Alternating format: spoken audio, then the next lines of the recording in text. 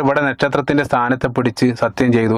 അതിനുശേഷം അള്ളാഹു സുബ്ഹാനഹു വ തആല യാഥാർത്ഥ്യം പറയുകയാണ്, ഇന്നഹു ലഖുർആനുൻ കരീം, തീർച്ചയായിട്ടും ആദരണീയമായൊരു ഖുർആൻ തന്നെയാകുന്നു ഇത്. അപ്പോൾ ഈ ശബ്ദം അള്ളാഹു സുബ്ഹാനഹു വ തആല നടത്തിയത് ഈ ഖുർആനെ സംബന്ധിച്ച് പരാമർശിക്കാനാണ്. അപ്പോൾ ഇനി നിങ്ങൾ ചിന്തിക്കേണ്ടത്, ഞാൻ നേരത്തെ സൂചിപ്പിച്ചു, പരിശുദ്ധ ഖുർആനിലുടനീളം പറയപ്പെടുന്ന സത്യവും അതിനുശേഷം വരുന്ന വസ്തുതയും തമ്മിലൊരു കണക്ഷൻ കാണുക എന്നുള്ളത്. ഇപ്പോൾ നമ്മൾ ഇപ്പോൾ മനസ്സിലാക്കി ഈ രണ്ട് യാഥാർത്ഥ്യവും പരിശുദ്ധ ഖുർആനുമായിട്ട് ബന്ധപ്പെടുത്തി നിങ്ങളൊന്ന് ചിന്തിച്ചു നോക്കുക. സുബ്ഹാനല്ലാഹ്.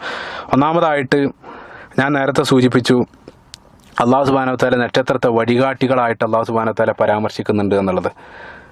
ഈ ഒരു യാഥാർത്ഥ്യം നമ്മൾ പരിശുദ്ധ ഖുർആനുമായിട്ട് വഴികാട്ടിയായിട്ട് നമ്മളൊന്ന് ചിന്തിച്ചു നോക്കുക. അപ്പോൾ നിങ്ങൾ മനസ്സിലാക്കിയെടുത്തോളം ഇരുട്ടുള്ള ആകാശത്ത് ഒരിക്കലും വഴി തെറ്റാത്ത വഴികാട്ടികളായിട്ട് നക്ഷത്രങ്ങളെ നമ്മൾ കാണുകയാണ്. അതേ രൂപത്തിൽ സുബ്ഹാനല്ലാഹ്, നമ്മൾ അന്ധകാരമാകുന്ന ഈ ഒരു ലോകത്ത്, അതായത് ഈ ഭൂമിയിൽ